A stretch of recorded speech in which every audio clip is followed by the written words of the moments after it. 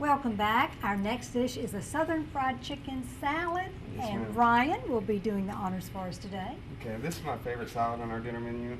You start off by doing the thing that takes the longest first. So I've pre-breaded one piece of chicken, and I'll show you how I did that. These are boneless chicken breasts? Boneless chicken breast, sliced and pounded, so that you can finish it in the pan. No oven time required. Okay. First, I put it in the flour. All-purpose flour, Yes, of ma'am. course. All-purpose flour or high gluten flour, whichever works. And then I'm going to drop it in the egg wash, which is 1 egg per cup of milk. And then use your wet hand and bring it back over. That's a good idea. Yeah, you keep one hand dry, one hand wet. That is a so great that it doesn't idea. cake up on you. And Now, then why are you doing the dry, wet, dry?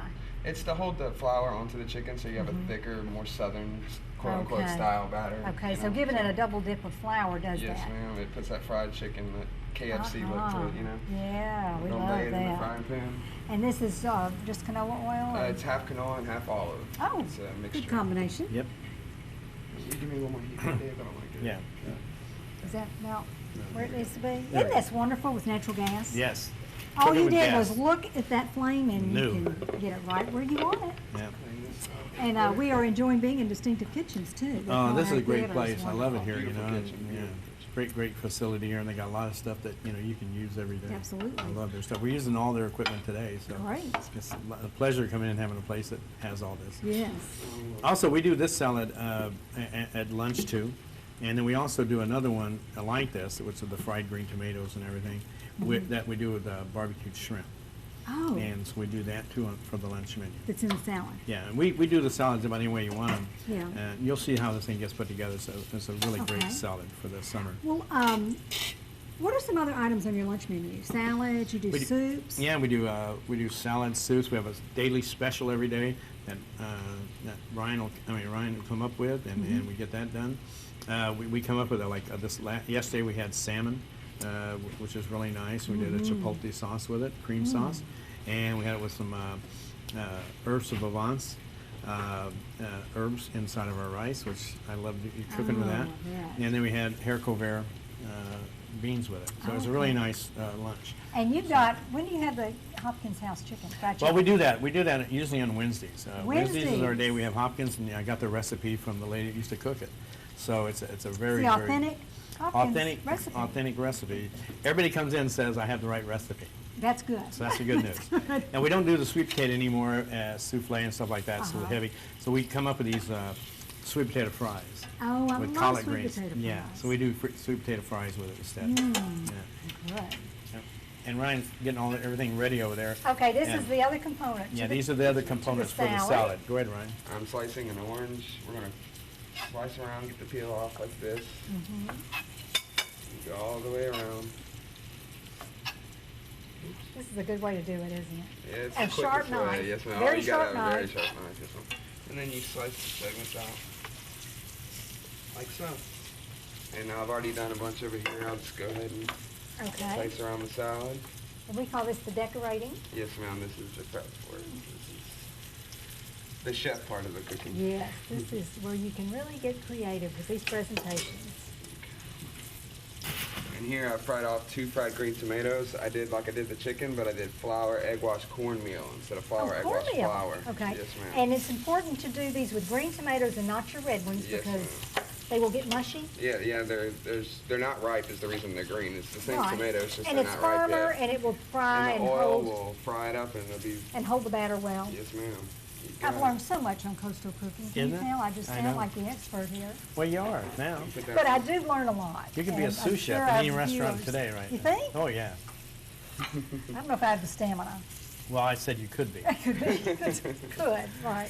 I'd have to go through the test, right? Well, Testing right. process. Yeah. Well, now what I've done is I've taken, you can buy a store-bought cornbread, or I made this cornbread yesterday and just diced it into croutons, give it a southern This feel is to such it. a great idea. Cornbread croutons. Cornbread croutons. And I made them a little sweet. That's how I like my cornbread. If you don't like your cornbread sweet, or you can put pieces of corn How in did you it. make or these anything. with your cornbread? Did you just cube your cornbread? Yes, ma'am. I cut it and then cut it lengthwise, and then went down in rows and sliced Okay. long ways and just cut little croutons out And of then it. you- I did you toasted fry them back in the Toasted oven. them, Yes, okay. ma'am, to give them a firm texture to it. And here's some candied pecans dressed Oh, inside here of comes it. the good part. That's the good part. Yes, ma'am. Okay. And I made these by whipping Right. egg whites to a soft peak which means if you pull the whisk out and if it falls over, it's at a soft peak. And with a little brown sugar in there, and then coated them all up and baked them off, and voila. They're great. Yes, ma'am. What And kind then- of dressing will this have? Well, I made a bacon honey Dijon dressing, Right. which Oh, I okay. rendered off bacon fat, and then you could put a store-bought honey mustard in there with the bacon fat and chop up the bacon real good and get it all mixed together. But I made my own honey mustard with mayonnaise, sour cream, honey, You mustard. make your own? Right. Yes, ma'am, Honey mustard. absolutely. Most of our dressings we make all our dressings. That is wonderful. How's my chicken doing over So here? we're getting pretty good. About there. Almost there. That sounds so good. I've already prepared the dressing in here. There's the Now, dressing this is on. great. Right. To get one of the little ketchup squeeze bottles. Every home should have those. Yes, ma'am. It is, especially if you make, like you said, your own homemade Right. dressing.